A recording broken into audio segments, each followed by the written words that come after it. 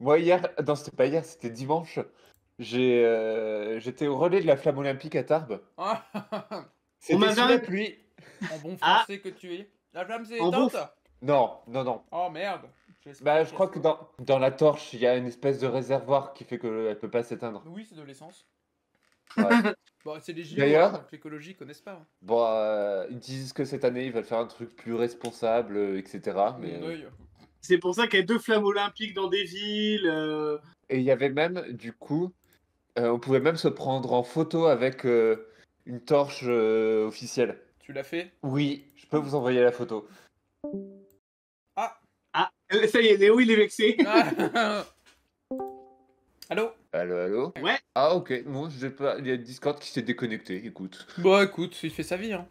du coup, Bon, on va peut-être relancer l'Audacity parce que là, il y a déjà, beaucoup 3 minutes Non, de non, laisse, on s'en branle. si tu alors, veux t'amuser et avoir beaucoup plus de coupes à faire. Bah non, ça n'en fait que deux, hein. elle devra juste réécouter nos conneries, hein. Ah bah quel plaisir. Hein. D'ailleurs, tu préfères Yel ou elle? N'importe, j'autorise le L pendant 20 ans. Dans 20 ans? Après, il faut Bah, renouveler les droits. bah on a utilisé il pendant 20 ans, faut bien que j'autorise le L pendant 20 ans.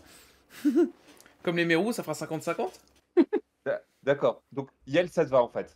Ah, Yel, c'est le must, mais L, ça Ok, me va, et ça m'ira pendant 20 ans. d'accord, c'est très bizarre cette... Bah non, mais j'essaye d'être cohérente en vrai. C'est moins évident à sortir spontanément, le Yel. Non mais oui, c'est aussi pour ça, et puis je me dis, et je l'espère, j'espère qu'en 2040, le Yel On passera sera mieux encore qu'en là, déjà? 2024. Alors déjà Bon, qu'on sera encore là, et que le, que le Yel passera mieux. non, moi, je reste sur Yel, si t'es ok. Ah bah oui, c'est le mieux. Merci beaucoup. Bah, let's go alors. Attendez, je vais vous envoyer cette photo qui va être formidable. Le Yel, Non, de moi, de moi et mes potes.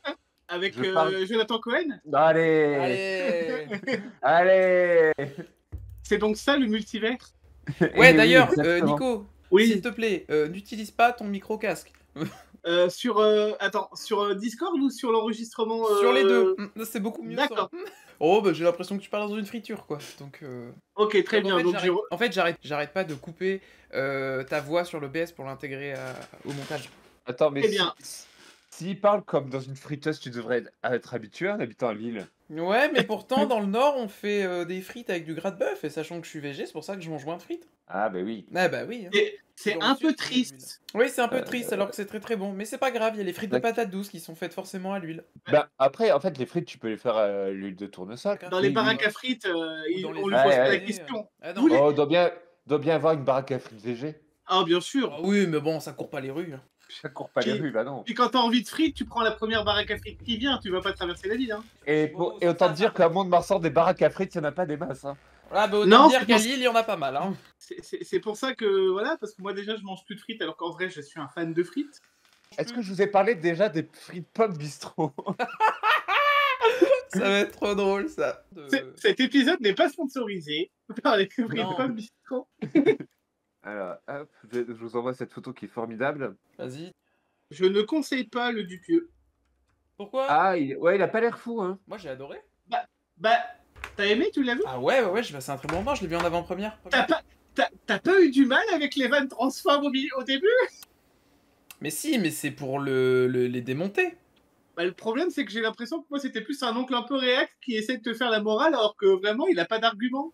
Ouais, non, parce que ça m'a un peu plutôt fait penser à du OSS 117. En mode, à chaque fois, il y a un autre personnage à côté qui lui dit, mais non, mais t'es un gros con, tu vois, on est filmé. Ah. Non, notamment, la vanne était géniale. Tu peux pas dire ça. Dans OSS 117, ils le font pas aussi lourdement, lui dire que tu peux pas dire ça. Et il y a les blancs, en mode, ok, passons à la suite, en mode...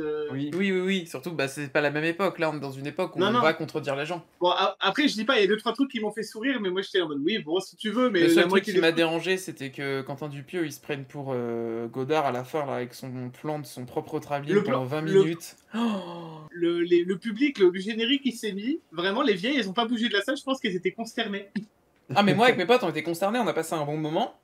On se dit, ah, c'est fini, et là, oh non, il y a encore quelques images. Bon, bah cool, ça devrait pas être long. Pour moi, le film aurait dû s'arrêter avec le plan de fin du serveur.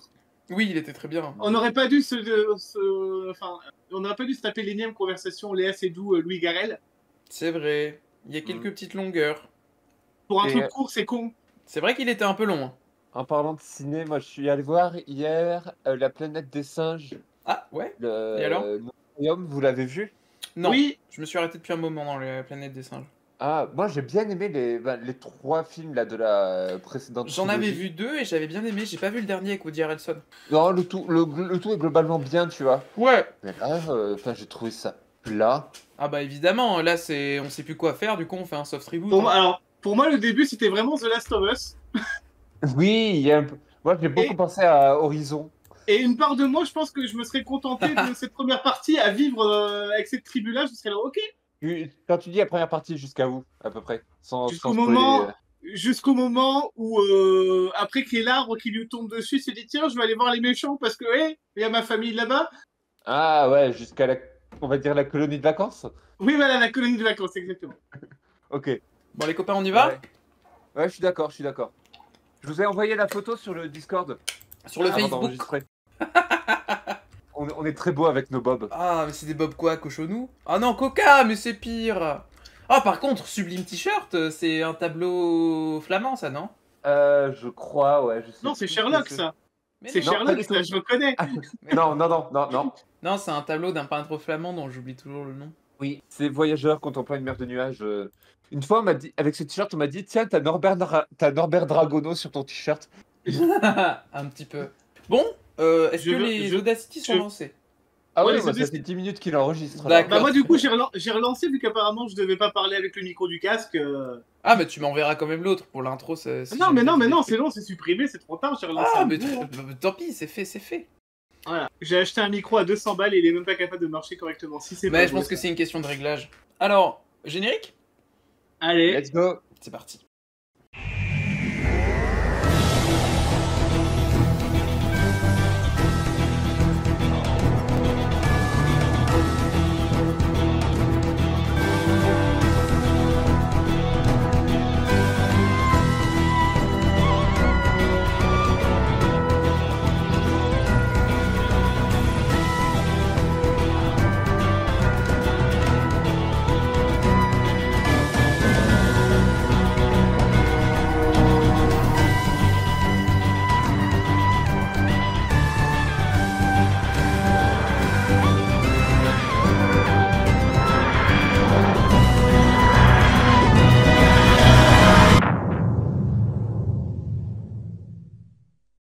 Eh ben bonjour, bonjour tout le monde. Wesh wesh, comme dit Léo. Wesh wesh les copinous. Wesh, wesh, la famille. Wesh wesh la familia. Como estan? Estoy muy bien. ¿Y tú? Ah, estoy muy también. ¿Y tú, Nico? ¿Cómo estás? No habla el español muy bien, so I'm gonna speak in English because I'm better. You're better than? Yeah. Ah, Wiedersehen. Ah, Wiedersehen. Ja, Ah non, Guten Tag. Dankeschön. Non, ça va. Ich liebe dich. Arrêtons Ah. de massacrer les langues européennes. Ich liebe dich aussi.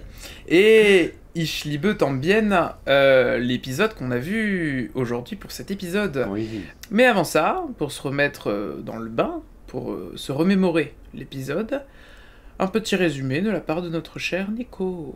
Ah ouais, direct comme ça. Pas Mm. d'introduction, rien. Bah, On dit pas le si, titre de c'est- l'épisode. Le titre de... Et le Non, mais, titre de l'épisode, il m'a fait un petit peu un effet boum boum boum boum, comme on peut dire. Voilà. Oui. Non, I mais want you écoutez, in my on va room. commencer comme ça. Quelqu'un peut juste me rappeler qui a réalisé l'épisode, s'il vous plaît, car je ne l'ai pas noté. Je crois que c'est Julie Anne Robinson. tout à fait. J'ai vraiment, j'ai l'impression à chaque fois que c'est la présentatrice du maillon faible anglais. Hein. Non, c'est la même qui avait Mais réalisé c'était- Space Babies. C'est ce que j'allais dire. Voilà. Elle avait pas réalisé aussi Church on Ruby Road? Je crois pas. Je vais vérifier. Ok. Comme d'habitude, vous remarquerez, on n'a pas vérifié nos sources. Non. Et qui a écrit cet épisode? Attendez, je vais le dire. Ah, Ah. dis-nous tout. Voilà. Bon, on est prêt. Je peux faire mon petit résumé. Ah, on attend que ça. Let's go. Allez, c'est parti. Donc, Boom en anglais, sobrement appelé Boom en français, mais avec un U, voit le retour du deuxième dieu le plus important de la mythologie New Who, sans Steven Moffat, après évidemment la résurrection de Russell T. Christ. Un retour qui aura une importance plus tard. L'épisode s'ouvre donc sur deux soldats qui patrouillent au milieu d'un champ de bataille. Leur ennemi semble être les Castarions. John Francis Vater, l'un des 2 soldats, est contacté par sa fille et demande à ce que l'officier Mumdy Flynn la mette au lit. Ce nom est très dur à dire, vous comprendrez si je le prononce très mal par la suite. Cette conversation interrompue, nos 2 marines, car ce sont des marines, alertés par la présence d'une ambulance, décident de continuer tout droit comme tout bonhomme et intègre qui s'en va en guerre.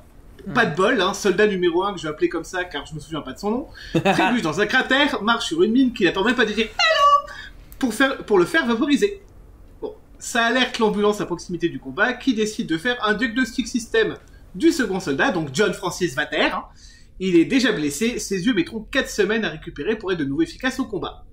Évidemment, c'est inacceptable, il échoue donc à l'examen médical et se fait entuber.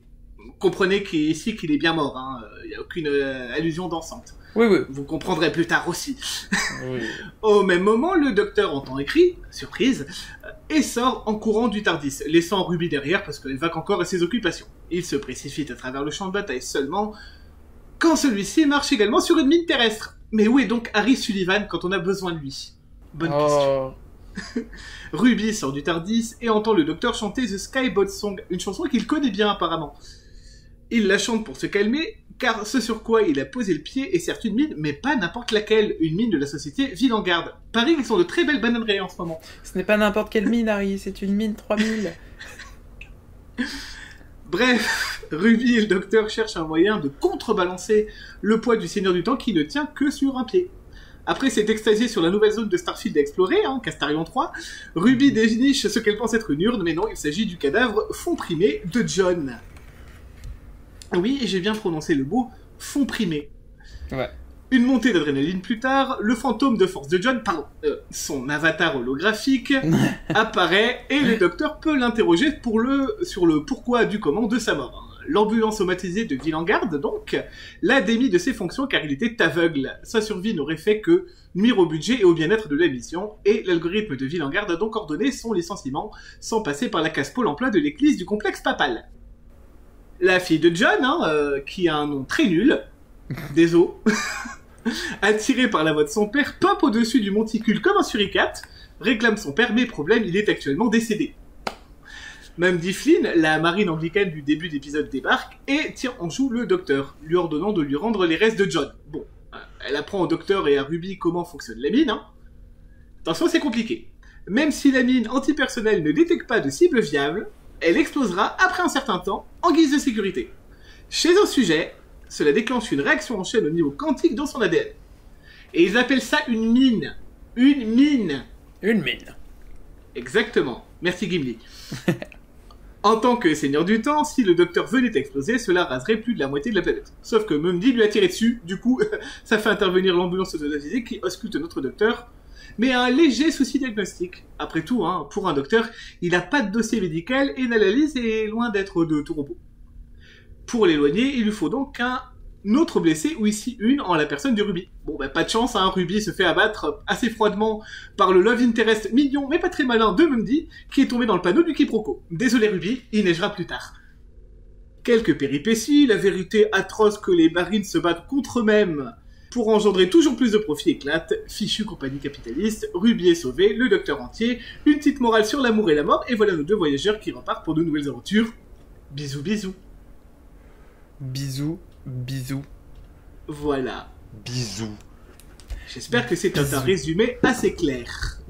Bon, on a bien tout compris. oui. Même si, comme d'habitude, j'ai tendance à parler trop vite. Comme un certain docteur. Exactement. C'est bien vrai. Bon. Un épisode, ma foi, complexe. Oui. Mais... Ah oui. Était-ce un épisode apprécié? Nico, par exemple. Eh ben, en vrai, j'ai apprécié l'épisode, cet épisode tout en tension. Même si, bon, évidemment, on se doute bien que toutes les péripéties n'arriveront pas car on est qu'à l'épisode 4. Ouais. Faut pas pousser non plus, il y a une saison à finir. Oui. Mais non, j'ai trouvé ça bien ficelé. Bon, il y a quelques ficelles faciles, mais la tension était là et l'épisode m'a tenu jusqu'au bout. Donc moi, je suis assez content de cet épisode. Très bien. Et toi, Léo? Moi aussi, je suis assez content de cet épisode. Que j'ai vu pour 2 fois déjà. D'accord. Et Et j'ai eu pour une fois autant de plaisir à le revoir qu'à le voir pour la première fois cet épisode. Hmm. Il y a de la tension, il y a du suspense. On est sur un épisode plus darkos que les précédents, j'ai trouvé aussi. Bah, et qui c'est qui l'a écrit? Le Stéphane, le Moffat, Bien sûr, le Moff. le Moff, Le grand Moff. le bon gros Moff. Tout à fait. Mais j'aime bien la vie de Léo parce que il est souvent. Il nous donne la température de l'épisode. Parce que comme Léo revoit l'épisode 2 ou 3 fois avant Léo, le c'est podcast, vraiment notre Evelyne Delia des deux. c'est notre Evelyne Delia. Ah bah oui. Moi en fait, je regarde du coup l'épisode une première fois, toujours pour moi en vrai. Ah ouais. En VO, sous-titré. Bah je le regarde. Oui, c'est ça, en version originale, sous-titré anglais, oui. Et je regarde pour moi, sans penser au podcast ou rien ou quoi que ce soit. Bien sûr. Et après, je regarde toujours une deuxième fois en prenant des notes pour justement préparer un petit peu le podcast. Ah, il est sérieux. Bah ouais. Je fais tout à fait la même chose, je vois pas de quoi vous parlez. Absolument. Absolument. Pardon. Bon, j'aurai peut-être un peu plus le temps sur les prochains épisodes. Mais en soi. Et toi? Oui, bien que je ne l'ai vu qu'une seule fois. J'ai passé un excellent moment, hein. Voilà. Bah oui. J'ai même pleuré à 2 moments. Notamment lorsque... Alors, comment il s'appelle déjà Canterbury, c'est ça? Vater. Oui, Kanto. Non, Kanto. Lorsque Kanto, le love interest Oui, de Mandy... son nom complet c'est Canterbury, mais oui, son surnom c'est Oui. Kanto. C'était Voilà. Kanto. J'avais trouvé ça hyper mignon. En plus, il y a un vrai contraste du coup dans l'épisode au niveau des sentiments dû à la tension plus que palpable. Voilà, à l'inverse du sol. J'ai à peu près tout aimé. Je pense qu'on pourra encore faire mieux. Mais pour l'instant, c'est l'épisode devant lequel j'ai pris le plus de plaisir. Pas seulement un plaisir nostalgique. On a découvert de nouvelles choses en renvoyant des anciennes. Comme par exemple les soldats du complexe De papal, l'armée anglicane. de l'armée anglicane. Oui. Quelques petites références à quand il y a de la neige, il y a toujours de l'espoir. Une petite référence bien sûr au poisson pané à la crème anglaise. Que j'ai trouvé très forcé comme référence perso. Oui. Elle était c'est- forcée. Voilà, c'est vrai, Après- mais bon, je suis une Yankee, hein, écoutez. Steven Moffat s'est fait plaisir avec ses propres références parce que là, bon, Vanguard, c'est la société d'armement qui a déjà été citée dans le Docteur Dance et qui a fait créer les blasters soniques de Jack Harkness. Tout à fait. Ah voilà, parce que je savais que ça venait de quelque chose, mais je savais pas d'où en fait. Il y a déjà de leurs armes qui sont parues. L'église papale que j'ai citée, Oui. donc l'église, hein, c'est une référence Ouais. au temps du Docteur et à la fuite du démon. Mhm. Oui, et on les Parce voit que- aussi. C'est pas eux aussi dans la forêt des ombres, non. En fait, c'est que dans le Non. contexte, dans le temps du Docteur, on les voit parce qu'ils protègent la planète de toute forme d'invasion, si mes souvenirs sont bons. Et Tout en à fait, fait. Madame Kovarian, avec toute l'affaire de Émile, Ah. son bébé et tout, en fait, le groupe de Kovarian, c'était une faction dissidente de l'Église. Ouais, avec le D'accord. colonel Voilà. Fuyard. Voilà. D'accord. Mais c'est vrai que cet épisode, ça sent que c'est du Moffat pur jus, quoi. Ouais, Oui, tout à fait. Puisque on a un docteur qui parle beaucoup, Ouais. De manière très condescendante. de manière très condescendante, c'est vrai. Il y a le truc où il essaye où il estime le poids de l'urne, justement, de Vater. Ouais. Où il est dit, enfin, ouais, bon, j'essaye de pas trop me la péter. Ça, c'est typiquement du Sherlock Holmes, en vrai. Tout à fait. Oui, oui. Tout à fait. Il y a aussi la compagnonne. Je sais pas si on dit comme ça, mais. Compagne. Oui, compagne. La compagne qui meurt, mais pas vraiment. Ouais, c'est qui est dommage parce que Ruby avait l'air d'avoir plutôt un développement assez intéressant. En mode, on a quand même pris le temps de lui montrer qu'elle découvre un nouveau paysage de planète. Hein. C'est vrai. Oui. Très très bien fait, oui. hein, d'ailleurs. Pour au Il y a du budget. oui, c'est voilà. J'en Mais, parlerai des effets spéciaux un petit peu. Ok. Mais faire pseudo mourir Ruby si tôt, c'était pas nécessaire à. Non, parce qu'on savait qu'elle allait pas mourir. Par contre, mais moi- tu nous fais la même chose dans le dernier épisode de la saison. C'est grotesque. Là, voilà. C'est chevresque. Alors moi, je suis peut-être un public facile là-dessus, mais je suis vraiment tombé dans le truc et je me suis dit, putain, non, ça y est, ils ont tué Ruby. J'ai cru vraiment. Oh mon dieu, ils ont tué Ruby. Ok. Bah oui, C'est vrai que Steven Moffat peut faire tuer tout le monde à n'importe quel moment. Faut faire attention à ça. mais c'est ça. En plus, ils le font durer, la mort de Ruby, tu vois. Ouais, Donc tu moi, m'étonnes. évidemment, j'ai vraiment cru, en fait. Même j'ai cru dès le départ, hein. Ok, c'est que ça fonctionnait. Sur le coup, je me Oui. suis dit non, quand même, ils vont pas faire ça. Et puis après, je me suis dit non, mais c'est trop tôt, on est qu'à l'épisode 4. Bah oui, Cela c'est dit, ça.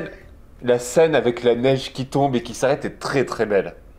Oh là J'ai là, trouvé. quel plaisir. Mais oui. C'est marrant parce que dans cet épisode, il y a des effets spéciaux hyper beaux et des trucs et d'autres effets complètement cheap. Tu vois, t'as la mort, le truc sur la mort de Ruby, enfin la chute de Ruby, où on voit vraiment que c'est une cascadeuse. En plus, c'est au ralenti. Oui, mais ça fonctionnait. Ça a fonctionné on, au début. on reconnaît quand même Millie Gibson, quoi, si tu veux. Oui, oui. Mais de l'autre côté, t'as les plans sur la galaxie et sur l'espace qui sont incroyables. Ah là là là là, c'est un fond d'écran. C'est à fond d'écran, mais figure-toi que pour la première fois dans Doctor Who, ils ont utilisé la même technologie que dans The Mandalorian. Ah, c'est le volume. Ah, c'est un volume. Oui, c'est-à-dire que c'est projeté sur un écran réellement en vrai, ce C'est décor-là. des écrans. C'est une sphère en écran. C'est un écran sphérique en LED. Alors, ce sont plusieurs écrans. Là, Oui. c'est pas tout à fait sphérique, c'est plus incurvé, mais Oui, c'est ça. c'était la même technologie que pour The Mandalorian. C'est ça. Oui, mais c'est mieux utilisé que dans Mandalorian. Bah, faut voir en quelle année est sorti The Mandalorian aussi. C'est plus Bah, il y a pas perfectionné longtemps, mais maintenant. en fait, faut être honnête, Parce que Mandalorian, c'est il y a très beaucoup récent. de trucs qui jouaient de couleurs. Là, il fait quand même assez nuit dans cet épisode. C'est plus Oui. facile à maîtriser le sombre que la lumière Oui, avec sûrement. le volume. Voilà. Oui, parce que du Oui. coup, si jamais il y a beaucoup de lumière dans les écrans, il faut aussi contrebalancer en bien éclairant les personnages. Voilà, et ça, c'est pas forcément évident. Non, Et- c'est une contrainte en plus, donc le fait que tu tournes dans un truc, dans une atmosphère un peu sombre, ça peut faciliter les choses. Exactement. D'autant plus que là aussi, ce qui a aussi facilité les choses, c'est que c'est ce que tu disais un peu plus tôt, je sais plus si c'était avant l'enregistrement ou pas, mais c'est que en vrai, cet épisode, c'est huis clos en fait. Oui, tout à fait. Je disais avant d'enregistrer que c'est pour moi un huis clos en extérieur. J'avais vraiment le sentiment d'être. Ça m'a un peu fait penser à un épisode de. Je sais pas, j'ai pas d'exemple précis, mais c'est un peu comme si dans une série un peu à la Sherlock de l'époque, on était bloqué Mhm. dans un endroit et il fallait par exemple désamorcer une bombe, vous voyez? Oui, ah ouais. C'était exactement ça. Oui, ben c'est un peu c'est l'idée en vrai. Hein. C'est Et exactement l'idée. ça fonctionnait très très bien. En vrai, ouais. Quoique, j'ai La quelque tension, chose à. tu vois, je parlais de la tension dans l'épisode. Mhm. Donc le docteur qui nous explique comment ça fonctionne, le fait qu'il arrive à garder son calme, qu'il y a quand même des péripéties. Ah, je l'ai pas dit, un seul truc qui m'a dérangé, c'est peut-être la gamine, donc qui s'appelle Splice. Oui, je crois que c'est ça. Oui, elle a pas un nom. Bah ça m'a pas dérangé, hein. Moi ce qui me dérangeait plus c'était son comportement en vrai. Pourquoi? On le comprend un peu mieux à la fin parce qu'on se rend compte qu'au final elle est très adulte vu qu'elle a quasiment tout le temps connu la guerre. Mhm. Et notamment quand elle dit mais mon père est pas parti, il est mort. Voilà. Et Ouais. elle est très droite avec ça, comme si elle était très mûre. Mais Ouais. son comportement pendant l'épisode, il était un peu. Enfin, elle faisait pas attention à ce qui se passait autour d'elle, vous voyez. Mhm. Et j'ai trouvé ça Ah un peu oui, particulier. Quand elle voit notamment pour la première fois l'hologramme de son père. C'est ça. Pour elle, c'est son père, et elle a pas le recul de l'hologramme, alors que, vu son âge, C'est ça. à mon avis, elle a dû déjà en voir des hologrammes. Bah oui, Des hologrammes mortuaires, je sais pas comment on pourrait appeler ça, mais. Ouais, on peut dire ça comme ça. On peut dire ça comme ça. Ouais, c'est vrai que. Enfin, bon, en même temps. Moi, j'ai trouvé que les personnages secondaires, globalement, de cet épisode n'étaient pas hyper intéressants. Non, alors que Ouais. pourtant, ils ont pris le temps de les présenter. Ouais. Oui, Parce contrairement que... à l'épisode précédent, où il y en avait C'est pas ça. beaucoup. Ouais, parce que là, Monday Flynn, c'est ça? Même dit Flynn, ouais. Mandy Flynn, à part le fait qu'elle a un love interest, il n'y a pas grand chose pour elle. Kanto, à part le fait qu'il est le love interest de Mandy, Et qui C'est- se fait, y a et qui se rien. fait bolosser, voilà. En fait, tous les personnages secondaires, j'ai l'impression, sont réduits à des fonctions. Et ça me dérange un peu, quoi. Bah, c'est souvent le cas chez Moffat, hein. Ouais, c'est vrai, sans doute, mais... Ouais, c'est vrai que c'est un là, peu dommage. ça repose beaucoup sur le docteur. Et notamment, là, du coup, le père, Vater. J'arrive pas à me faire à l'idée qu'en français, il s'appelle Vater, c'est... Ouais, ça m'a beaucoup fait penser à Dark Vador, vous voyez. Ah, moi, ça me fait penser à Water. Ah, Bon, je merde. pense à Water aussi. Hein. Ok, pardon. Après, je pense qu'effectivement, Vater vient de... Enfin, Vader en allemand qui veut dire Tout à fait. quoi. Je pense que du coup, Ah. les personnages secondaires, j'ai très envie de comparer du coup le traitement des personnages secondaires chez Moffat et chez Ouais. Chibnall.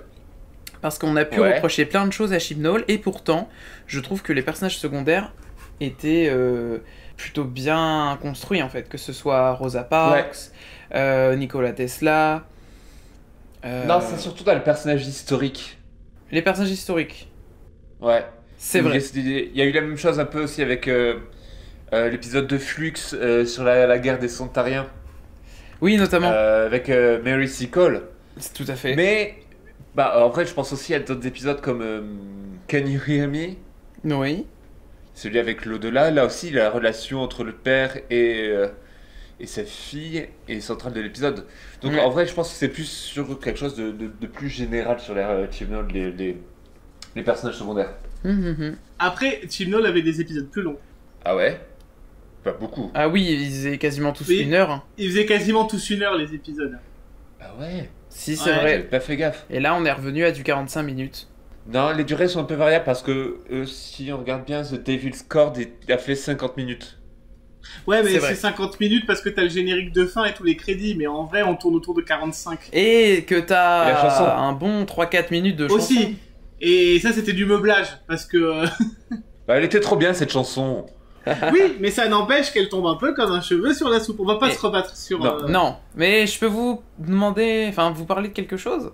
Cette chanson, Vas-y. elle s'appelait There's always a twist at the end. Ah oui, d'ailleurs, j'y pense. Voilà. Est-ce que vous avez vu Suzanne Twist dans cet épisode? Là, c'était dur. Là, c'était dur de pas la rater, quand même. Voilà, c'est pour ça que je voulais partir sur Suzanne Twist. Suzanne Twist en mode Baymax. Êtes-vous satisfait de vos soins? Non, très bien. Laissez-moi Non. vous tuer. Laissez-moi. Ah, ça m'a fait beaucoup rire. We send thoughts and prayers. Ouais. Pourtant, il y a un ton de psychopathe. Ouais. Du coup, ça m'intrigue. Elle m'intrigue énormément. Ah bah là, oui. Elle Oui. revient beaucoup, un peu comme notamment la fissure dans la saison 5. Tu vois. Ouais. Bah c'est le fil rouge de cette saison. Au final, c'est ça. Il y a d'autres trucs. Il y a un autre fil rouge, c'est les origines de Ruby. Oui. Parce qu'au moment où elle est sur le point de mourir, l'ambulance, dans son protocole, elle doit citer les parents les plus proches de cette personne. Et elle n'y arrive Next pas. of kin. C'est ça. Mais Next of kin, je me demande si c'est pas plutôt les descendants. En français, pense que- parce que c'était les proches. Ouais. C'était traduit comme Ah ça, ouais c'est pour ça que j'ai dit. Ouais, parce que j'ai vu l'épisode en VF. En anglais, c'est Next of kin. Mais c'est vrai que du coup, en anglais, il y a un petit jeu de mots, tu vois. Ouais. Parce que next of kin, ça veut pouvoir dire les gens les plus proches. Mais en même temps, et avec le mot next, ça veut peut-être dire les descendants. Ouais. Sachant Genre qu'elle a comme 3000 ça. ans, tu vois. Et du coup, ma question, regarde ça. j'ai une petite question pour vous. Est-ce que Ruby a 3000 ans parce qu'on est en l'âge 5087? Ou est-ce que Ruby a 3000 ans parce qu'elle a vraiment 3000 ans? Mais ça, je pense que c'est arrivé dans un épisode précédent de Doctor Who, je sais plus si c'était sous l'ère Moffat ou Degis, où il y a un compagnon qui se fait analyser l'âge, et à son âge parce qu'il est Je dans... crois que c'était Moffat avec Bill. Ouais, et à son âge parce qu'il est dans le futur, Ouais, et qu'il n'est pas considéré comme mort, c'est ça. donc il a toujours l'âge officiel de sa naissance. Parce que ça veut dire que, bon, même si le temps peut être réécrit, à certains moments, il y avait quand même une date de mort, tu vois. Oui, Un truc comme ça. Ou morte à tel âge, tu vois. Mais là, il y a rien Oui. de dit, tu vois. Alors, du coup, j'ai regardé Next of kin, c'est en effet plutôt parents proches. Parents proches, tu vois. Mais je pense qu'il y a Ouais. peut-être un petit jeu de mots avec le mot next. C'est possible, tu vois. Non, c'est une expression toute faite. C'est une expression toute faite? D'accord, d'accord. Ouais. J'extrapole. allez, thank you next, comme dirait Ariana Grande. Tout à fait, tu Mais oui, non, Suzanne, bah là, Suzanne Twist, on pouvait pas la rater, quoi, dans le rôle de l'ambulance. Après, du coup, je trouvais qu'à l'inverse, ils insistaient beaucoup trop dessus. Oui, Ouais. Notamment qu'à la fin où on la voit, elle prend la place de Vater. c'est ça. Ouais, il y a un petit Deus Ex Machina à la fin quand même. Ouais. En fait, l'épisode, il arrête pas de te dire ah, en fait, c'est réussi. Ah non, c'est pas réussi. En fait, c'est réussi. Ah non, c'est pas réussi. Et à la fin, c'est ah bah si, c'est réussi. Mais en vrai, moi j'ai un petit problème, même si j'ai beaucoup aimé l'épisode, c'est sur la variabilité des règles de cette mine en fait. Ouais, tout à fait. Parce que, des fois ça explose, des fois ça explose pas, des fois il y a les lumières qui montent, des fois il y a les lumières qui descendent, enfin tu te dis qu'est-ce que c'est? Bah, comme d'hab, il y a le Notamment- ta gueule, c'est magique parce que je suis un seigneur du Ouais. temps. Alors ça aussi, on va parler des Seigneurs du Temps, mais... alors c'est que vraiment, si on regarde la scène pré-générique, Ouais. Oui. là du coup il y a notre petit pote soldat qui monte sur la mine, il explose. Instantanément. Instant. Et le docteur monte dessus, ça prend 50 minutes. Mhm. Et en plus, il est sur un pied. Et il est sur un pied, exactement, ça ne sait pas aller jusqu'au bout, parce que visiblement il a peut-être besoin de plus de temps pour que ça devienne... Mais je pense pour que c'est ça ce que devienne... pour que ce soit complètement accepté. c'est ce que je Puis- disais dans le résumé, c'est il a du mal à analyser quoi. C'est Ouais.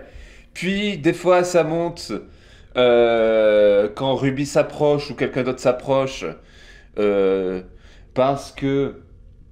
Mais ça monte plus lentement que la première fois où quand le docteur est monté dessus. Il y a aussi le fait que le temps qui est estimé d'abord de Ruby, un truc comme ça, au Oui, final dans 430 l'épisode c'est secondes. beaucoup plus long. Oui, c'est directement. Enfin, c'est le combat Goku Freezer, hein, évidemment. ça, c'est le problème des comptes à rebours sur les bombes. Oui, Bah oui. c'est ce que me disait l'un de mes profs de streaming en me disant ne mettez jamais de compte à rebours avant de passer en direct. Parce que ça veut dire que vous êtes obligé, au moment où ça arrive à 0, de passer en direct. Dites juste je suis là dans pas longtemps. C'est la même chose, Oui. je pense, pour la mort d'un personnage. Dites elle va mourir dans très peu de temps, au lieu de donner À l'écran, 430 quand on te secondes. à l'écran, quand on te met un compte à rebours et que le compte à rebours il est fini depuis 4 siècles, mais l'action est toujours pas finie, t'es en mode oh, Wow, vous foutez de moi ou. c'est ça. Donc là, c'est vrai que à la revoyure, enfin au début c'était pas un truc... Quand j'ai vu cet épisode pour la première fois, moi, cette variabilité des règles, ça m'a pas choqué. Mais en le Ouais, revoyant, je me dis, bon allez, c'est ça. ça perd un peu de crédibilité, je trouve. Tout à fait. Donc, il y a quelques petits défauts. Bien Ouais. sûr. Bien sûr, comme d'habitude. Ah ouais. On n'a pas encore réussi à retrouver un épisode parfait. Ah ben non, ça n'existe pas, mais... Les épisodes parfaits n'existent pas. Ah. Bah alors pour toi, qu'est-ce que ce qui est C'est quel quoi un épisode pour toi est parfait parfait? Ouais voilà. Quel épisode est parfait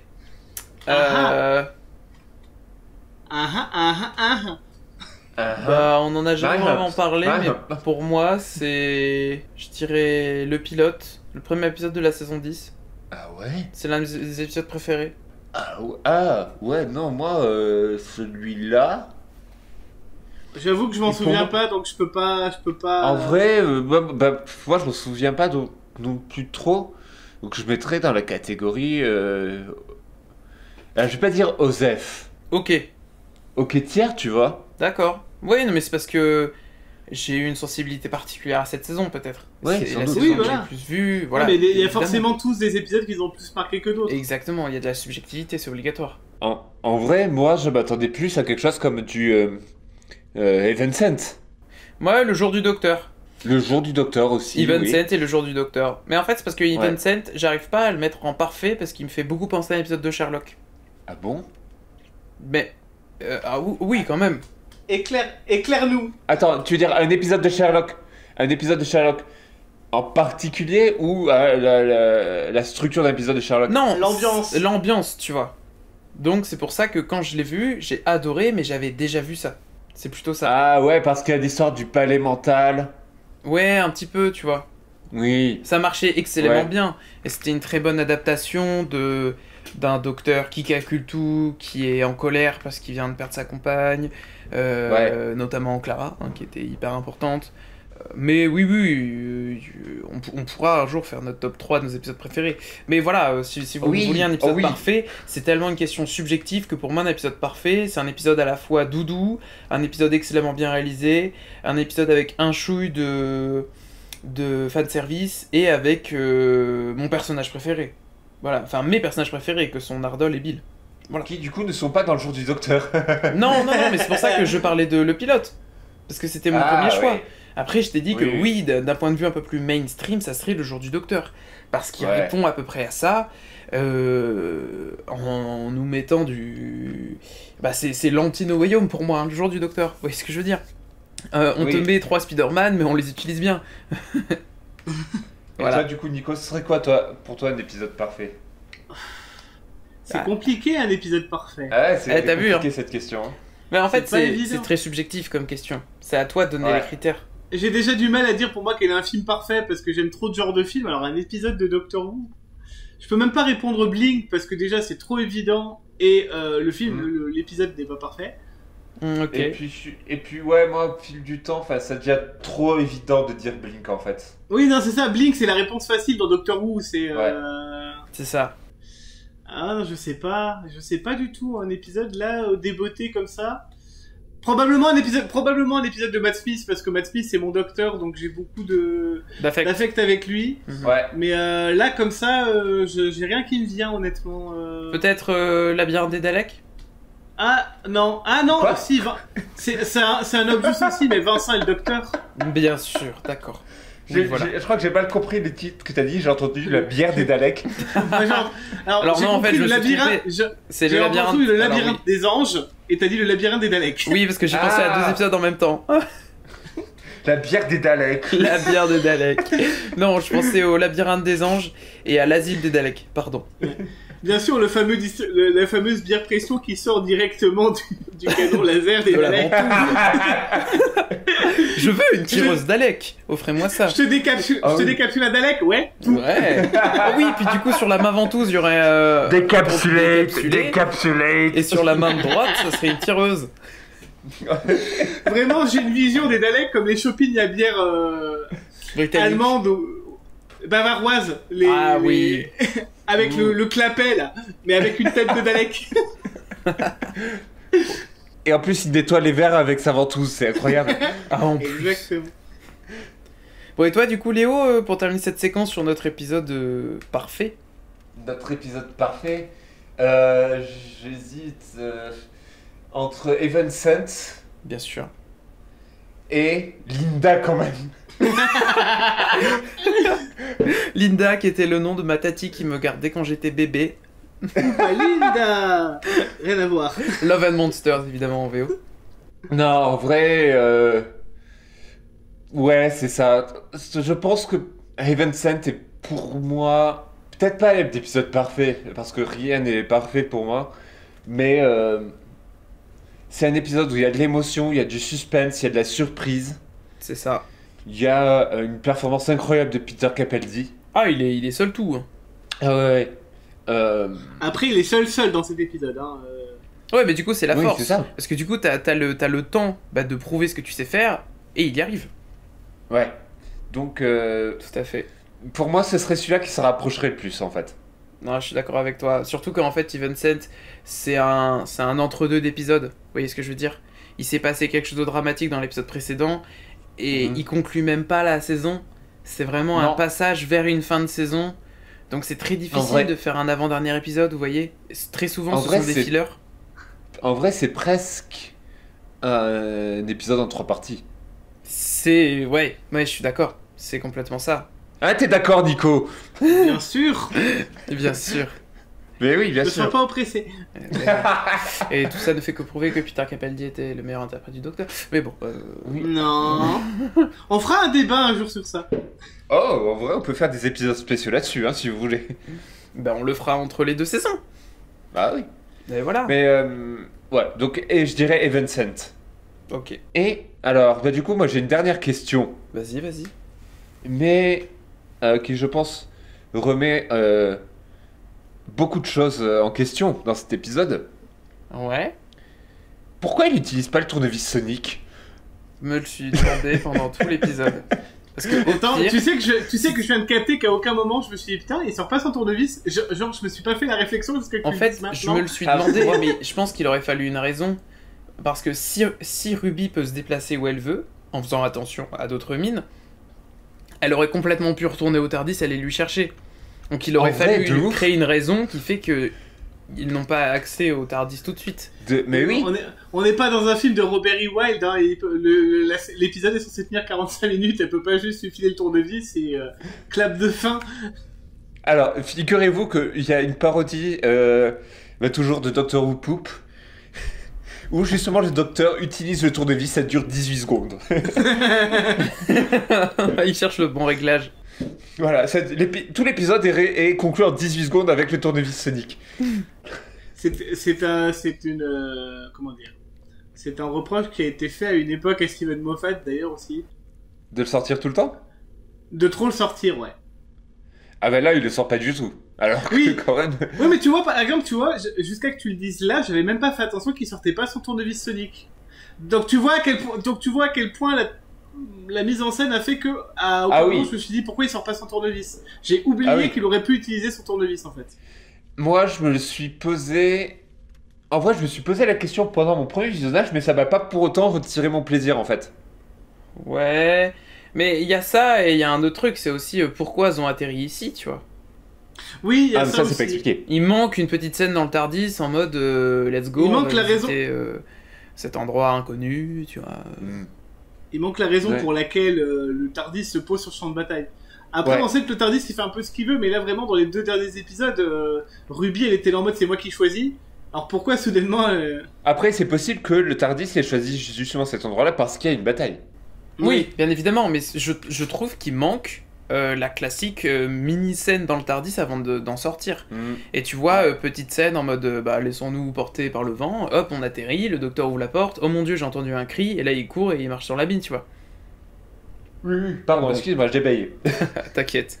Et bon voilà, on a décelé quelques petits bémols, même si on a passé un très bon moment. Moi, ce que j'ai bien aimé aussi dans l'épisode, c'est classique Doctor Who, bien évidemment, mais c'est une critique, bien évidemment, du capitalisme. Oui, ouais, je voulais en parler, ça aussi. Oui, je savais pas l'ai dit dans mon résumé, mais Moffat Ouais, du il s'est fait capitalisme de la guerre, en fait. le capitalisme de la guerre, Moffat il s'est fait plaisir sur l'écriture là. Ah oui, ben là, il avait 50 minutes et il s'est dit, bon allez, je vais tout mettre dedans. Hein. C'est ça. Oui, parce que dès le début, quand, du coup, Monday a dit que il se battait contre de la boue, ça m'a un peu fait penser, du coup, à The Familiar Witch, le premier épisode de la saison 9, où le docteur Avec tombe Davros avec Davros enfant. Et les Ouais, il y a des- Hellminds. C'est ça, il y a des mains avec un œil qui sortent de la boue. J'avais peut-être pensé à ça, sauf qu'en fait, on voit aucun moment des ennemis. Donc dès le début, je me suis demandé, mais est-ce qu'il y a vraiment des ennemis? Ah, ouais, non, moi je me suis pas posé la question. Ah si, moi je me suis quand même demandé, parce que s'ils se battent contre quelqu'un et que c'est un champ de bataille, à un moment donné, il y aurait pu avoir une troupe qui passe par là, tu vois, ou quelque chose, sauf qu'on Non, voit moi, jamais d'ennemis. c'est expliqué au début, ou dans la scène pré-générique, où Oui. ils expliquent qu'ils sont invisibles. Certes, sauf que je pensais tout le long de l'épisode qu'on allait finalement tomber sur l'un de ces... Enfin, j'ai oublié comment il s'appelait. Covarien, Hmm. c'est ça? On allait tomber Ouais. sur un Covarien ou sur Madame Covarian, littéralement. Ah. Elle serait revenue. Non, j'ai pas du tout fait le Non. lien, hein, je viens juste de faire la vanne. Ça vient de me... Moi, me en passer. vrai, je me suis dit, quand j'ai entendu le nom pour la première fois, je me suis dit, mais c'est pas les noms des gros chiens dans Flux là? Ah oui, c'est vrai. Non, c'est les Carvanista. Ah non, c'est Cardenista, c'est vrai. Putain, la saison 13 m'a absolument pas Marqué. marqué, c'est fou. C'est la meilleure de Chris Chibnall, hein, pour moi. Ah, le personnage de Dan, évidemment. La Ah preuve oui. qu'il s'est écrit des personnages secondaires, il était hyper attachant, sauf que malheureusement, il a eu que 8 épisodes pour vivre, quoi. Parce qu'il s'est barré dans Power of the Doctor, je crois. Oui, c'est ça. Bah, à la fin de. Le docteur dépose Dan et Oui. Yaz Bref. avant de se régénérer. Ouais, J'ai juste résumé ça. oui. Ouais, on a dit que c'était une critique du capitalisme, on a dit qu'il y avait une petite prouesse technologique en utilisant le cube, c'est ça? Je sais plus exactement comment ça s'appelle, mais Nico, c'est pas le cube, c'est... l'écran. Oui, nous l'appellerons l'écran. L'ambulance automatisée? Non, la technologie utilisée pour les effets spéciaux. Ah, bah si, c'est Attends, tu me mets un doute. J'allais dire le volume. Ah, le volume. C'était Le volume. c'était pas le mètre, c'était le volume, c'était en mètre cube que tu pensais. Oui, Voilà. C'est ça. Donc Donc le volume. une nouvelle technologie en utilisant le volume. Des personnages secondaires un peu attachants, notamment le père, mais et du coup aussi Monday et mince, j'ai oublié son nom. Kanto. Kanto, Slumpy là. c'est ça, qui ont été un peu attachants. En règle générale, on a passé un bon moment. Pour Oui, le coup, c'est vrai que la d'ailleurs. relation Kanto Mumdy, je pense qu'elle aurait été un peu intéressante à suivre si on les avait vus un peu plus. Moi, c'est dommage que Kanto soit mort si tôt. Ah, et je n'ai pas compris sa mort la première fois que je l'ai vu. Il a fallu que je Oui. rembobine l'épisode pour comprendre ce qui s'était passé. Que tu rembobines. T'as quel âge, Oui. Nico? Beaucoup trop vieux pour faire des podcasts. Oui, parce que, sachez-le, Nico est le seul à voir l'épisode en VHS. Non, en Betamax. En Betamax. Je l'ai vu en laserdisc. Mais en parlant justement des personnages secondaires, moi je voudrais évoquer un petit point avec vous. Alors, je le dis tout de suite, ce que je vais dire va contenir des informations concernant la prochaine saison. Ah! Des informations qui ont été annoncées officiellement par la BBC. Hein. Cette information contient du spoil. Voilà, donc si vous n'aimez rien savoir, avancez de quelques minutes. On vous mettra un timecode. Non. Voilà. Non, ça prendra trop de temps. Exactement. Alors, le personnage donc de Mandy Flynn, j'ai pas retenu son nom, C'est pour ça que j'ai prévenu à l'avance que je le prononcerais très mal. voilà, est joué par une actrice qui s'appelle Varada Setu. Ah bah, on Garnier, sait pas tout, c'est apparemment. Je crois, attends, je vais vérifier le nom quand même, parce que je vais peut-être le faire parce que Toi, Nico, suis pas t'as la sûr de ref. ce que je dis. Oui, voilà. non, hein, Léo, on la garde, celle-là, elle est bien. Et qui a été annoncée officiellement comme étant une compagne de la saison 2. Ah bon? Oui, Ok. Ah! Un peu à la manière d'un Rixi. Non, à la manière de Clara, du coup. de la manière d'une compagne normale. Ruby Sunday sera toujours là. Bon, bah, du coup, elle Intéressant. meurt pas à la fin. Petit spoil. Ce petit spoil. Voilà, on va pas nous faire un Adieu Rose 2. Adieu Chantal.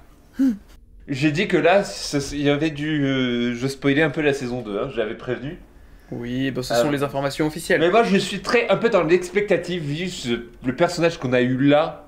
Et je me dis, bah, elle est quand même assez. C'est un truc assez linéaire, je n'ai pas vu de profondeur. Non, mais c'est peut-être qu'elle va jouer un autre personnage. La question se pose, c'est est-ce qu'elle rejoue Mumdy ou est-ce qu'elle jouera un autre perso? À ma connaissance, ça n'a pas été annoncé, ça. Elle peut très bien jouer un métamorphe, tu vois. Ou un être de chair comme les bébés. En vrai, Sur, il y a un truc Ah ouais. un peu qui m'excite, c'est que pour une fois, on n'aura pas une Wow. compagne qui vient de Londres 2024. On n'en sait rien. C'est... Oui, si jamais c'est Monday qui revient... Si c'est Mumdy, ça peut être intéressant. Excusez-moi, mais comme dit Ouais. le docteur, on pourrait peut-être avoir un couple Monday Sunday. Oui, mais c'était tellement drôle ça. Qui sait? Qui sait? En plus, dans l'épisode, il lui dit qu'on se reverra en mode vas-y, mon plat préféré, c'est le. Bon, bah. Oui. Fish Fingers and Custard. Donc en fait, c'était peut-être un énorme clin d'œil. Bah Ouais, oui. en mode, ça va revenir en saison 2. Bah oui. Donc, Saison On 16. sait pas du si. On sait pas si c'est son personnage. il me semble rien avoir vu en ce sens-là. Hein. On a Moi vu non une photo avec Shruti Gatwa et Millie Gibson disant oui, elle revient. Mais c'est C'est tout. ça. Bon, bah la suite Après, à la je pense prochaine qu'il- saison, hein. Cela alors, dit, est-ce que ils vont peut-être pas spoiler le fait que c'est le même personnage parce que se sous-entendait qu'on retourne quelque part sur Castarion Hmm. et qu'on revient plus tard, quoi. Donc. C'est ça. Mais du coup, ça voudrait dire que éventuellement, si on revient sur cette planète, que l'intrigue avec Susan Twist et Villain Guard ne se termine pas en fin de saison 1 aussi. Aussi. Bah on verra ça. Voilà. On verra ça. C'est la fin de la partie spoil. Très bien. Et bah, puisque vous n'aviez pas eu de timecode, soit vous avez été spoilé, soit vous n'êtes même plus en train de nous écouter parce que vous vous êtes barré, soit vous nous écoutez même pas parce que vous êtes allé trop loin dans l'anti-spoil. Mais bon. Ou alors après, il y a peut-être possibilité de mettre des chapitres. aussi. Sur YouTube, Ouais. je pense que lorsque j'aurai le temps, je mettrai des chapitrages pour les différentes parties. Intro, Résumé. générique, Et résumé. sur Spotify, c'est possible de le faire. Je sais pas comment on fait, mais c'est possible. Ah bon, bah je prendrai le temps de chercher. Notamment, je pense à écrire du coup résumé, avis, digression, tu vois, spoil Digression, il y en peut-être. aura beaucoup, hein. Oui, mais souvent, bah, comme là par exemple, on a parlé de épisode parfait, tu vois, ça c'est une bonne partie digression, tu vois. Pendant Ouais, elle 5 était pas mal minutes. celle-là. Bref, on va pas faire le débrief en plein enregistrement. Non, mais c'est ça qui est drôle. Oui. Bon, bah, les amis, ça fait déjà un petit moment qu'on tourne. Est-ce qu'il y a un dernier truc dont on aurait oublié de discuter? Moi, non, personnellement. Bon, on peut conclure. On peut conclure et passer au reco culturel. Bah tout à fait, bah voilà, donc pour conclure, on peut dire que c'était un plutôt bon épisode, qu'on a passé un Oui. plutôt bon moment. Alors, j'étais tendu comme un string. Ah tout à fait, moi aussi, hein. Tellement tendu qu'il a lâché à 2-3 fois et c'est la petite larme qui est tombée. Hein. Et C'est parce que ça fait mal, ça, quand il craque. Oui, tout à Il a fait. lâché les gaz C'est le comme il a lâché les gaz comme un vaisseau spatial, tiens. Tout à fait. Une petite boomtown. Ou comme la fin de Space Babies. T'as explosé Cardiff? J'ai explosé Cardiff avec les slizines. Bon, on ne peut plus Il rien a pété rire. tellement fort qu'il a explosé Cardiff, là. C'est cela, oui. Bon, les amis, du coup, on va passer, du coup, peut-être à la mini-séquence de parlage du prochain épisode, qui va Oui. s'appeler 73 Yards. Est-ce qu'on a déjà une traduction française pour cet épisode? Je me suis pas posé des questions. Je suis sur le Wikipédia. Et sur le wiki, il n'y a toujours pas de... Le wiki fandom, il n'y a toujours pas de page faite pour cet Je épisode. tiens à remercier le wiki de m'avoir aidé à faire le résumé, car c'était vraiment pas évident à faire. Voilà, Même si on Merci, ne vérifie pas nos wiki. sources, nous citons nos sources. voilà, je préfère être honnête et annoncer que un peu de mon résumé vient quand même beaucoup C'est ça. du résumé du fandom, mais j'assume. Comme on Voilà. dit, nos wikis ont du talent. Sachez-le Ouais. que 73 yards, ça fait 66 mètres 75. Est-ce que ce sera le titre français? Je suis pas sûr. Je suis pas sûr. On aura sûrement une traduction. Soit on n'en aura pas, soit il y aura un truc plus cool. Voilà. Et donc, du coup, qu'est-ce qu'on sait de cet épisode? Rien. Rien. Voilà, tout ce qu'on sait, c'est Si ce n'est que un petit extrait si à la ce fin n'est de que, Boom. voilà. Si ce n'est qu'en plus c'était l'épisode 3 aujourd'hui, pas l'épisode 4. Voilà. Oui, mais non, mais c'est l'épisode 4 si on compte, bien sûr, The Church on Ruby Road. Oui. C'est ça. Et du coup, sur 73 Yards, le seul truc que l'on connaît, c'est du coup ce court extrait de moins d'une minute à la fin de Boom, où on a la petite bande-annonce, où on a l'impression que ça va être un épisode Dr. Light. Oui, On a cette impression avec une Ruby perdue dans le pays de Galles. Et moi, j'ai juste hâte de voir ça, parce que ça a l'air d'être un petit épisode horrifique. Ouais, je suis assez hypé par cette vibe horrifique campagne. Ouais. Un peu massacre au bord d'une falaise. Oui, tout à fait. C'est là où il y a le monsieur du tableau qui se tient là avec sa canne. Oui. J'imagine, je pense aussi que c'est là, dans cet épisode, qu'on a le plan du Tardis qui commence à être... avoir des plantes grimpantes qui poussent dessus. Ah, Qu'on avait peut-être. vu dans la bande-annonce de la saison. C'est ça. Et surtout, Peut-être pour que une ce sera fois... celui-là. Et surtout, pour une fois, on aura un épisode où Ruby a l'air de passer... a l'air d'avoir plus de temps à l'écran que le docteur, donc peut-être qu'on va encore plus la découvrir et on pourra encore Enfin, mieux faire quelque l'apprécier. chose. Oh non, elle a là, t'es déjà un peu méchant. servi, mais c'est un peu... Oui. Là, elle ne se démarque pas encore des autres compagnons pour l'instant. Mais là, moi j'aime bien Ruby parce qu'elle a un peu une espèce d'esprit d'initiative en fait face aux monstres. Toujours, on l'a vu dans Space Babies où elle commence à faire du bruit pour attirer le monstre sans forcément avoir de plan. Ouais, c'est vrai. Elle le fait aussi justement dans cet épisode dans Boom en prenant l'arme de Mundy pour justement détourner l'attention de l'ambulance. Ouais. Elle a ce côté impulsif en fait que j'aime bien. Elle a ce petit côté River Song, tu vois. Je pense que Riversong est plus réfléchi. Ruby, on sent que c'est... elle entre dans l'action avant de réfléchir C'est à ce ça. qu'elle fait, en fait. Comme on dit en anglais, Daredevil, tu vois, casse-cou un peu. Un peu, Ouais, j'y vais ouais. tête baissée. Mais c'est ce qu'elle a fait aussi, j'y pense aussi, il y a une autre instance où elle le fait dans The Church on Ruby Road, où elle commence à grimper à l'échelle. Bah oui, quand elle va sur le toit, évidemment. Ça, j'aime bien ce côté-là chez elle. Tout à fait.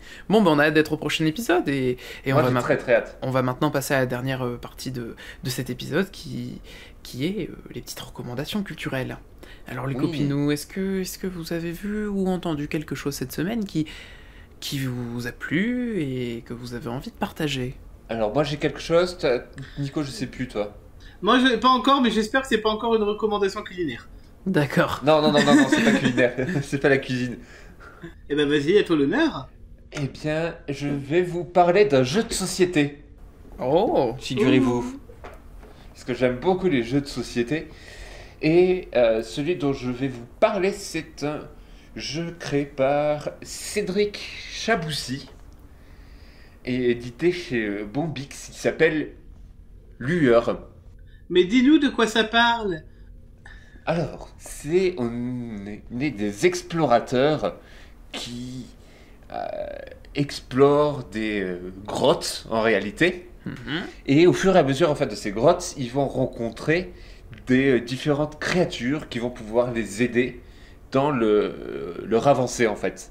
En fait, chaque créature a des pouvoirs spécifiques, nous rapporte des points et en plus peut nous permettre de gagner des dés qui vont nous permettre d'avancer plus rapidement en fait.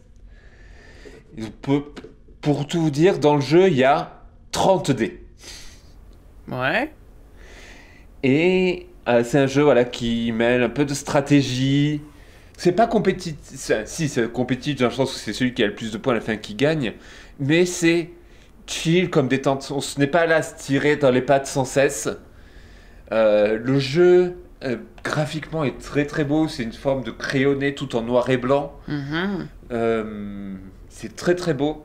Et il y a tout un imaginaire qui est développé autour. Et il y a tout un lore aussi qui est bien. D'accord. Donc voilà. Pour passer, c'est un jeu qui est assez accessible. Il faut d'abord prendre en main les règles pendant une première partie. Mais après, voilà, c'est pour toute la famille peut jouer. Mais génial, rappelle-nous le nom. C'est vraiment cool. Ça s'appelle Lueur. Lueur. Et où est-ce qu'on peut acheter ça? Alors, on peut le commander tout simplement dans le magasin de jeux de société de votre ville. Le plus proche de chez soi. Voilà. Très bien. Sinon, ça peut se trouver sur les sites de vente habituels pour les sites de vente de jeux comme Philibert, par exemple. D'accord. Bah, voilà. De toute façon, je citerai un site et non pas un maître site dans la description. Par deux, toujours ils vont. Tout à fait. D'accord. Nico, est-ce que tu veux y aller ou est-ce mon tour? Oh, vas-y. Je sens que tu en as envie. Tout à fait. Écoutez, les amis, ce week-end, j'ai découvert un groupe de musique, un groupe de rock que j'ai beaucoup aimé. C'est un groupe de rock, de pirates déjantés, de barbares de l'espace. Bah, je pense que le plus simple, c'est que je lise un petit extrait de leur site internet. Ce groupe s'appelle Astéro H. Est-ce que vous connaissez, les amis? Absolument pas. Pas du tout. D'accord. Alors, Astéro H, c'est un équipage de pirates déjantés, de rockers au grand cœur, ayant gardé leur âme d'enfant. Au gré de leurs aventures, replongez avec nostalgie dans la chanson qui ont marqué votre mémoire en les redécouvrant à la sauce rock. Les classiques du rock vous donnent la patate, les génériques de TV culte vous donnent le sourire, mélangez les deux et obtenez Astéro H. Voilà, en fait, c'est vraiment la rencontre entre AC/DC et Dorothée. C'est vraiment 5 mecs déjantés sur scène qui reprennent les génériques de dessins animés de notre enfance en rock. J'ai notamment pu les voir ce week-end sur la scène pop des Geek Days à Lille. J'ai été bénévole aux Geek Days et du coup j'ai eu la chance de les prendre en photo, de les rencontrer, de les filmer. Et sont entrés sur scène sur un Capitaine Flamme, ensuite ils ont enchaîné avec Nicky Larson, les Tortues Ninja, Olive et Tom, et voilà, c'était très rigolo. en plus d'être bien plaisant parce que c'était notre enfance. Bon, même si c'est pas la mienne, j'ai les refs et on adore ces génériques, quoi. Et puis sur scène, ils sont tellement déjantés, du coup, qu'il y en a un qui est habillé en pirate de l'espace, l'autre en space barbare, un autre en gobelin, un autre en steampunk. Voilà, c'est vraiment des bons geeks comme on aime, à faire du bon rock en reprenant les génériques de notre enfance. Donc du coup, allez retrouver Astéro H sur toutes les plateformes de streaming et aussi sur YouTube où vous pourrez voir des extraits de leur spectacle et c'est vraiment pas mal et donc n'hésitez pas. Très bien. Voilà. Il me semble, en fait, quand on a parlé, que finalement j'ai peut-être déjà entendu une de leurs chansons, mais vu que je suis pas sûr, je vais pas non plus m'avancer. Bien sûr. Bah, je crois qu'ils sont un peu connus, mais c'est juste qu'on... Notamment, moi, j'avais déjà entendu parler d'eux avant, mais j'avais pas retenu leur nom, tu vois. De toute façon, le concept est vraiment un incre. Ouais, ça a l'air très rigolo. Non, c'est très rigolo, je vous le conseille, les amis. Et du coup, pour terminer, c'est le tour de Nico ? Exactement. Alors, j'ai pas vraiment une recommandation, c'est plus une petite micro-anecdote sympa. Donc, dernièrement est sorti en DVD Blu-ray et sur Prime Video le film The Beekeeper de David Ayer, qu'on doit entre autres le premier Suicide Squad. C'est pas une référence, mais je sais que comme ça parlera à des gens. Ah non, Et ça donne avec- pas envie là ce que tu dis. Alors, ça donne pas Oui, envie, hein. Je sais, ça va pas donner envie, mais c'est pour ça que ce n'est pas une recommandation, mais c'est juste une micro-anecdote. Le film est avec Jason Statham. Hein, donc, Ah oui, j'avais vu la bande-annonce. qui joue un espèce de apiculteur et qui casse des bouches. Oui, c'est Jason Statham, quoi. Voilà, il y a Jason Statham, il y a Josh Hutcherson que j'aime beaucoup, il y a Jeremy Irons, je sais pas pourquoi il est là, à part cachetonner. Donc le film en soi n'est pas ouf, mais si j'en parle, c'est juste qu'il y a un rôle que je m'attendais pas à voir. Il y a la présidente des États-Unis, Ouais. qui est jouée par Gemma Redgrave, Alors c'est qui déjà? l'actrice de Kate Stewart. Mais non. Oh, d'accord, qui joue la Punaise, mais présidente oui. des États-Unis. Voilà, et je ne m'y attendais pas. Voilà, et donc du coup j'ai trouvé ça sympa parce que je me dis pour les gars random aux États-Unis, ça doit être une actrice totalement random. Et moi j'étais en mode c'est Kate Lesbridge Stewart. Oui, alors que Bon. elle a quand même une belle carrière au théâtre Voilà. en Angleterre. Mais oui. Alors évidemment sa voix française, le film étant doublé en français, c'est pas sa voix Oui, britannique. belge oui. de Doctor Who qui était qui est doublé en belge par Stéphane Escoffier, qui est entre autres la voix française de Luffy dans One Piece. Mhm. Bref, on s'en fout, hein. Mais voilà, j'ai trouvé ça sympa de la voir dans ce film-là parce que je m'y attendais pas et je me dis que du coup, elle a joué en face de 3 acteurs connus. Et voilà, j'ai trouvé ça sympa. Le film est pas ouf, hein, mais j'ai trouvé ça sympa. Voilà, je voulais juste en parler parce que vu qu'on était sur la thématique de Doctor Who, je trouve toujours sympa de retrouver des acteurs du Whooniverse ailleurs, là où on les attend pas. Bon, Voilà. du coup, on vous conseillera pas d'acheter le Blu-ray ou d'aller le voir sur Prime Video, mais juste d'aller chercher la scène où elle est sur YouTube. Voilà. Au moins sur Prime Ça fait- Video, vous n'avez pas à payer si vous avez déjà l'abonnement. Oui. C'est Ça ça. me fait Voilà. penser j'ai un peu eu la même chose moi avec dans Captain America Mhm. avec Oui. Jenna Coleman. Oui, elle a deux plans à l'écran. Oui. Attends, il y avait Jenna Coleman. Mais oui, c'est vrai. Elle joue la copine de Bucky. C'est ça. Mais oui. C'est ça. Qu'ils emmènent à la Stark Expo. Tout à fait. Bon, Karen Gillan avait quand même un plus grand rôle. Hein. Ah Voilà. Oui, mais alors à ce niveau-là, Jenna Coleman aussi, elle a fait la voix de la prêtresse dans Xenoblade Chronicle sur Wii à Bon, l'époque. Jenna Coleman, c'est juste la Wow. reine d'Angleterre. Bon, C'est ça, tout à fait. Et Matt Smith c'est le prince Philippe, je vous rappelle aussi. Tout à fait. Bon, exactement. retrouvez-nous Mais voilà. dans les actrices du Hooniver dans d'autres univers qu'on heures. n'attendait pas Notre venir, podcast disponible sur Quant. voilà. Et peut-être sur Ecosia les jours fériés. Non mais littéralement, voilà, sur le moteur de recherche, il y aura un player audio, vous inquiétez pas. Bien sûr, bien sûr. Bien sûr, bien sûr. Bon bah voilà les amis, Pour chaque minute écoutée, un arbre planté. le concept est bon, Ça va être très long. ça va être très Oui. long.